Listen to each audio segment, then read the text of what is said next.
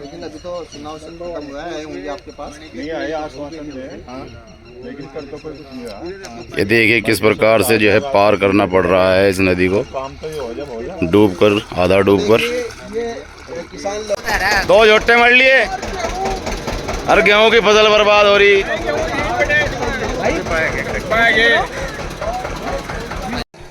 इस समय हम खड़े हैं ढाडे की गांव में और आप लोगों को बताना चाहेंगे ढाडे की गांव के बीचों बीच आप देख सकते हैं यह एक नदी, सोलानी नदी जिसको बोलते हैं, बह रही है।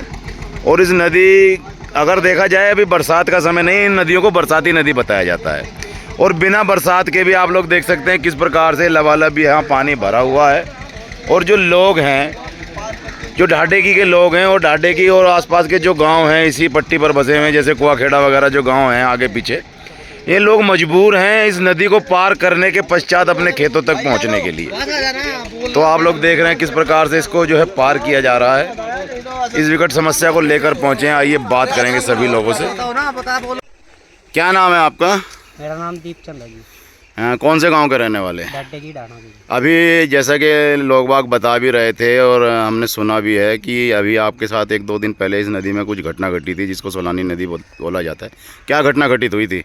सर हम उधर से अपनी बुग्गी लेके आ रहे थे जी, नाज के कट्टे थे हमारे, और अचानक से इसमें नदी का पानी बहुत ज़्यादा बढ़ रखा है और नदी में जो ये रास्ता जी हमारा यहाँ आने जाने को, हमारी बुग्गी यहाँ से एकदम डूब जा जी, निकलने का कोई वो नहीं है जी। हमारा गेहूँ भी सारा बह गया जी और हमारी बुग्गी भी वो भी। और जो हमारा परसों उससे अगले दिन 1 दिन पहले झोटा डूब कर मर गया था जी, उनका बहुत ज़्यादा नुकसान है, उनकी मशीन भी बह गई थी जी पानी देने वाली जी। आप उस समय साथ में ही थे? हाँ जी, हम उस समय साथ में ही तो थे। आप भी डूब गए थे इसमें? हाँ जी, हम भी डूब गए। तो किस प्रकार से बच्चे, फिर कैसे बचाया गया? फिर जी कई सारे आदमी आए जी, गांव के टूप लेकर बहुत सारे गांव वालों ने रस्सी फेंकी, रस्सी के द्वारा हम काटे गए जी। फिर और झोटा जो है वो डूब गया? झोटा डूब कर मर गया था जी। हाँ, तो ये घटनाएं तो यहाँ रोजाना होती होंगी लगभग? हाँ जी, रोजाना हो रही जी यहाँ घटना जी।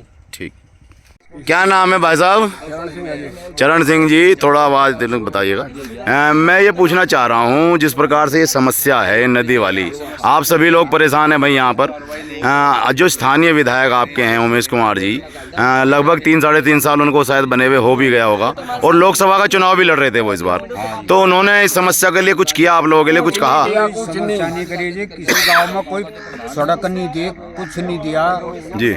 हमारे एक या सड़क 10 साल हो गए जब बनी हुई, और 10 साल के बाद इस बात तक कोई वो नहीं हुई यार। 3 साल ही सब विधायक बने जी, एक भी कहीं रोड आने लगा इनने जी।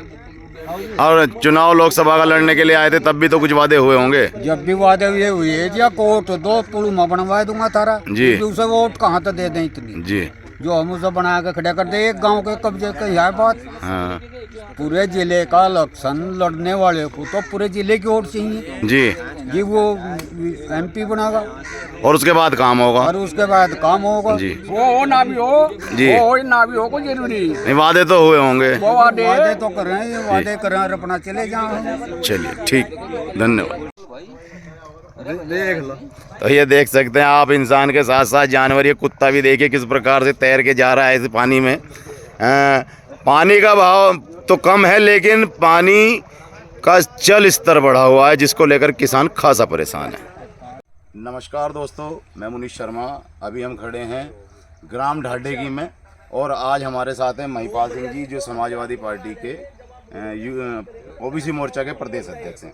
इनके गांव में एक बड़ी विकट समस्या इस समय यहाँ पर दिखाई दे रही है कि यहाँ पर जो है सोलानी नदी, जो अमूमन बरसात के समय में बहती थी, अब 12मासी हो गई है। जी हाँ, यूपी गवर्नमेंट के आदेश के अनुसार, योगी जी के आदेश के अनुसार जैसा बताया जा रहा है कि यह पानी सुक्करताल भेजा जा रहा है, लेकिन पानी तो सुक्करताल जा रहा है, समस्या यहाँ के आसपास के लोगों की हो गई है। जी हाँ, कहने का मतलब ये है कि इस पट्टी पर जितने भी गांव हो, चाहे कुआखेड़ा हो, चाहे ढाडेकी हो, चाहे आगे और भी जो गांव पड़ते होंगे, उन लोगों के लिए एक बड़ी समस्या ये हो गई कि इन लोगों के घर तो इस पार हैं और खेत इस नदी के पार हैं। तो रोजाना इन लोगों को खेत में जाना है, लेकिन जाएं कैसे, क्योंकि साधन कुछ नहीं है। पानी जो है लबालब है, लगभग सीने तक पानी आता है। तो क्या भाई इन लोगों की समस्या है, पूछ लेते हैं। अभी यहाँ हादसे भी हुए हैं, एक झोटा बोगी में से जो है एक गरीब किसान का झोटा भी डूबा है, 10 क्विंटल गेहूं भी बहा है। यह किसान जो अन्नदाता कहा जाता है, आज इस नदी के पानी के भराव के चक्कर में परेशान है। बात कर लेते हैं। महिपाल जी क्या कहना चाहेंगे, क्या समस्या है? आगे आ जाओ भाई। देखिए, जैसे कि आप देख रहे हैं कि पानी का बहाव तेज है और कुछ जल स्तर बढ़ा हुआ है जी। और यहाँ पर जितने भी हमारे क्षेत्र के किसान हैं उनके सभी के खेत नदी पार करके आ रहे हैं जी। और उनको नदी पार करने में बहुत बड़ी परेशानियों का सामना करना पड़ रहा है। वो अपनी फसलों की देख रेख नहीं कर पा रहे हैं और खेत की जुताई नहीं कर पा रहे हैं, फसलों की अपनी कटाई नहीं कर पा रहे हैं। काम का सीजन चल रहा है जी। लेकिन सरकार इस तरह से असंवेदनशीलता दिखा रही है किसान के प्रति कि इसमें बहुत दिनों से पानी बढ़ चढ़कर चल रहा है, जिसके चलते किसान को कम से कम 25 किलोमीटर का चक्कर काट के अपने खेतों में जाना पड़ रहा है। और जो 25 किलोमीटर का रास्ता वो तय करके किसान अपने खेतों में पहुंच रहा है, वो भी बहुत ही जटिल रास्ता है। अच्छा महिपाल जी, 1 मिनट रोकना चाहूंगा, कैमरा जरा सामने कीजिए, आप लोगों को दिखाएंगे। देखिए महिला आ रही हैं और किस प्रकार से नदी में ये समझ लीजिए कि डूबते हुए ही आ रही हैं। आधा जो शरीर है वह डूब चुका है नदी में। और आप लोग देख सकते हैं बड़ी विकट समस्या है। ये जो महिलाएं हैं ये घास लेकर आ रही हैं, उस पार नदी उस पार जाना पड़ता है घास लेने के लिए। और आप लोग देख सकते हैं कितनी विकट समस्या है। आइए महिपाल जी जरा बात करेंगे इस विषय पर भी। जो मजदूर लोग हैं जो गेहूं की कटाई करते हैं या गन्ने की बुआई करते हैं, उन लोगों के लिए किस प्रकार की समस्या है? देखिए, समस्या आप खुद देख रहे हैं, पानी कहाँ तक है। कोई भी बड़ी घटना रूप ले सकती है जी। जान माल की हानि हो सकती है जी। लेकिन सरकार कोई ध्यान नहीं दे रही है। किसान मजदूर के प्रति कि सरकार असंवेदनशीलता बरत रही है। तो मांग क्या करेंगे सरकार से, क्या मांग करना चाह रहे हैं आप मांग लोग? ये है हमारी कि एक मिनी पुल का निर्माण होना चाहिए जी, जिससे किसानों को किसी भी असुविधा की परेशानियों का सामना ना करना पड़े। जी। तो भाई देखिए थे महिपाल सिंह जी हमारे साथ, जिन्होंने भी इस बात को रखा है कि भाई यहाँ के गांव वाले जो हैं, ग्रामीण लोग खासे परेशान हैं। परेशानी का कारण इस नदी का बढ़ा हुआ जल स्तर। हम ये नहीं कहते कि पानी नहीं आना चाहिए, नदी में आना चाहिए, जो रूटीन है वह भी बना रहना चाहिए और जहाँ सरकार चाह रही है वहाँ पानी जाना भी चाहिए। लेकिन क्या इसका कोई स्थायी समाधान हो सकता है? और अगर स्थायी नहीं हो सकता तो क्या अस्थायी समाधान हो सकता है? जी हाँ, मेरी बात पर ध्यान दीजिएगा। क्या अस्थायी समाधान? लोगों को जाना है, पार भी जाना है, खेती भी करनी है, गेहूं भी बोना है, गेहूं भी काटना है, गन्ना भी बोना है, सारे काम करने हैं। तो क्या इसमें ऐसा कोई विकल्प सरकार ला सकती है कि भाई 2 दिन पानी कम कर दिया जाए, 1 दिन पानी चला दिया जाए, फिर 1 दिन पानी कम करे, क्योंकि रूटीन बना रहे किसानों का भी और सरकार का भी।